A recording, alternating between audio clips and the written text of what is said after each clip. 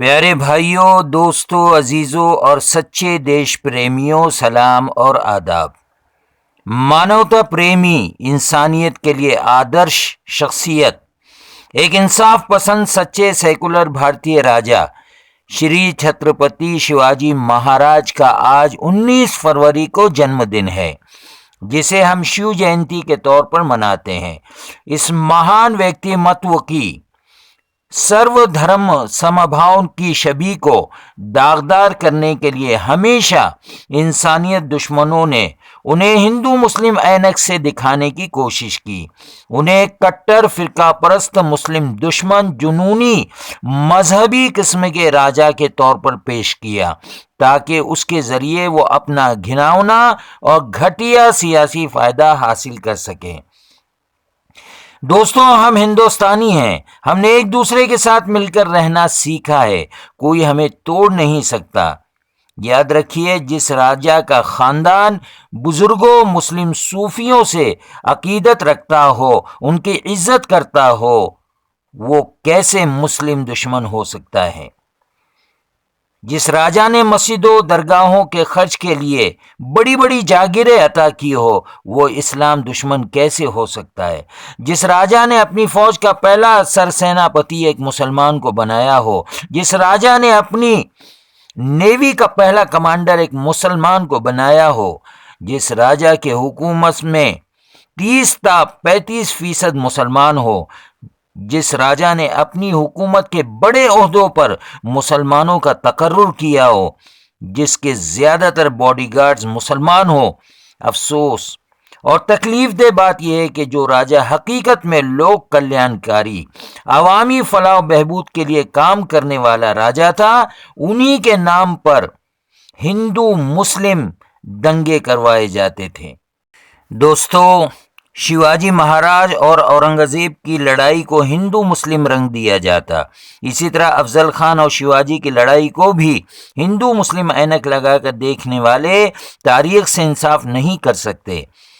اورنگزیب علیہ الرحمہ بات چیت کے لیے اپنی طرف سے ایک ہندو نمائندہ بھیجتے تھے، جبکہ شیواجی مہاراج کی طرف سے ایک مسلم نمائندہ آتا تھا۔ افضل خان کی طرف سے جس نے شیواجی مہاراج پر حملہ کیا تھا، اس کا نام کرشنا جی بھاسکر کلکرنی تھا۔ شیواجی مہاراج کی طرف سے رستم زماں تو افضل خان کی طرف سے کرشنا بھاسکر کلکرنی ایک برہمن تھا۔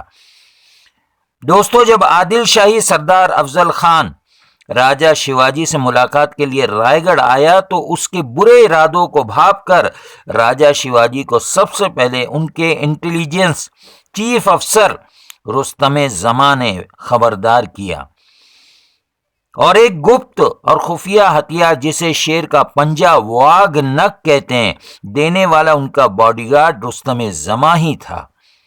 شیواجی مہاراج نے افضل خان کو اسی ہتھیار سے مارا تھا۔ شری چھترپتی شیواجی مہاراج کے کئی اہم فوجی کمانڈر مسلمان تھے۔ انہوں نے اپنے فوجیوں کو حکم دیا تھا کہ دوران لڑائی مسلم عورتوں بچوں کی حفاظت کی جائے، کسی مسجد کو نقصان نہ پہنچایا جائے، اور اگر کہیں کوئی قرآن دوسرے دھرم کی پوتر پستک ہاتھ آئے تو اس کا اپمان نہ کریں، بلکہ بڑے آدر کے ساتھ مسلم ہاتھوں میں پہنچایا جائے۔ انہوں نے اپنی مسلم فوجیوں کے لیے نماز روزہ وغیرہ کے لیے سہولتیں فراہم کی تھی۔ شیواجی مہاراج مہیلاؤں کا بے حد سمان کرتے تھے۔ ان کا ایک مشہور واقعہ ہے کہ جب ان کی فوج کے کمانڈر نے کلیان کے مسلم نواب کی ایک خوبصورت حسین و جمیل بہو کو راجا شیواجی کی خدمت میں پیش کیا کہ مہاراج کی طرف سے انہیں خوشی اور شاباشی ملے گی، تو شیواجی مہاراج اس پر سخت غصہ ہوئے اور فوراً حکم دیا کہ اس شریف خاتون کو پورے آدر اور حفاظت کے ساتھ ان کے خاندان میں پہنچایا جائے۔ دوستو، 1630 عیسوی تا 1680 تک دکن کے صوبے مہاراشٹر میں شیواجی مہاراج کا دور حکومت رہا۔ دوستو، تاریخی حقائق کہتے ہیں کہ یہ لڑائیاں بظاہر ہندوؤں اور مسلمانوں کے درمیان ہوئی، لیکن یہ لڑائیاں سیاسی تھیں نہ کہ مذہبی، یعنی ان سیاسی جنگوں میں ہندوؤں کی طرف سے مسلم سپاہی اور مسلم حکمرانوں کی طرف سے ہندو سپاہی لڑتے رہے۔ 1630 تا 1680 تک دکن کے صوبے مہاراشٹر میں شیواجی مہاراج کا دور حکومت رہا۔ دوستو، راجہ شیواجی مہاراج کے دادا جو عادل شاہی حکومت کے سردار تھے، احمد نگر کے ایک بزرگ شاہ شریف جی کی درگاہ کے معتقد اور بھکت تھے۔ وہ اولاد نرینہ سے محروم تھے۔ انہوں نے حضرت شاہ شریف جی کی درگاہ پر اولاد کے لیے منت مانگی تھی۔ اللہ تعالیٰ نے انہیں ایک نہیں 2 بیٹے عطا کیے۔ اس لیے راجہ شیواجی کے دادا نے اپنے دونوں بیٹوں کے نام شاہ جی اور شریف جی رکھے۔ دوستو، شیواجی مہاراج کتنے اچھے رولر اور کتنے اچھے انسان تھے اور کتنے روادار حکمراں تھے، ان باتوں سے اندازہ لگا لیجئے۔ 1664 میں جب شیواجی کی رسم تاج پوشی کی تیاریاں چل رہی تھی، اس وقت تاج پوشی کی تیاریوں کا جائزہ لینے کے لیے شیواجی نے اپنے وزیر اعلیٰ مورو پنت پنگلے کے ساتھ سوراج کی راجدھانی رائے گڑھ کا دورہ کیا۔ تیاریاں دیکھ کر وہ بہت خوش ہوئے اور مورو پنت سے کہا کہ تم نے جگدیشور کا مندر بنا کر اچھا کیا، لیکن اس کے ساتھ یہ بھی پوچھا کہ میری مسلم رعایا اور پرجا کے لیے مسجد کہاں ہے؟ اس سوال پر مورو پنت نے خاموشی اختیار کی۔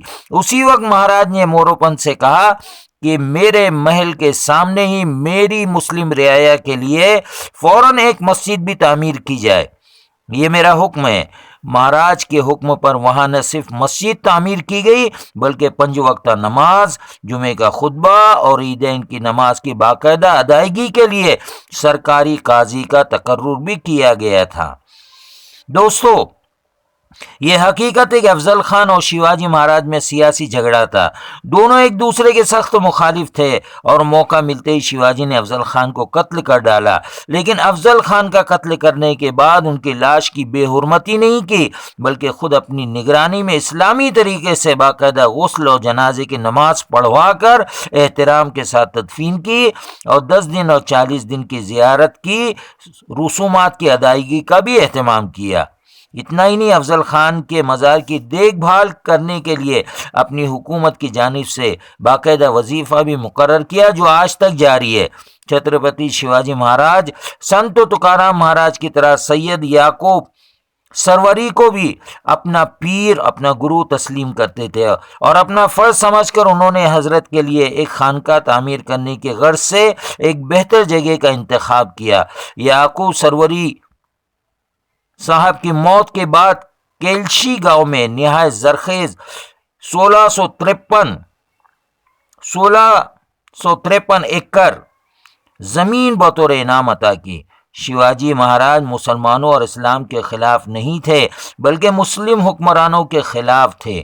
شیواجی کی زندگی کا گہرائی سے مطالعہ کیا جائے تو ایک بھی ایسی مثال نہیں ملتی کہ انہوں نے کسی کے صرف مسلم ہونے کی وجہ سے اس سے نفرت کی ہو۔ اگر حقیقتاً ایسا ہوتا تو کیا وہ راجدھانی رائے گڑھ میں مسجد تعمیر کرتے؟ اگر شیواجی مہاراج مسلمانوں کے مخالف ہوتے تو کیا افضل خان کے قتل کے بعد ان کی لاش کو اپنی نگرانی میں اسلامی طور طریقے سے پرتاپ گڑھ کے دامن میں دفن کرتے؟ اگر شیواجی مہاراج مسلمانوں کے یا مذہب اسلام کے خلاف ہوتے تو کیا مسلمانوں کے یا مسجدوں، درگاہوں، خانقاہوں کو انعامات اور جاگیریں دیتے؟ ذرا غور کیجئے دوستوں اور بھائیوں، ہمیں امید ہے کہ شیواجی مہاراج کے سیکولر کردار اور ان کی اصل زندگی کو نئی نسل تک پہنچانے کی پوری کوشش کی جائے تاکہ وہ ان سے اچھا سبق حاصل کرے۔ Thank you very much.